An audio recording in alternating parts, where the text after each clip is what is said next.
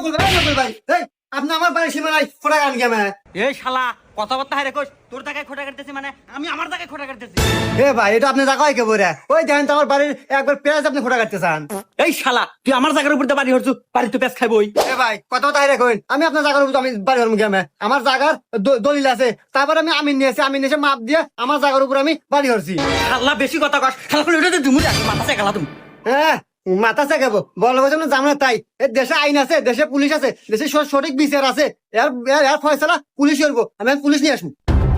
হ্যাঁ পুলিশ নিয়ে আসবো, যা তোর কোন বাপ আছে নিয়ে আইগা, জায়গায় তো আমার।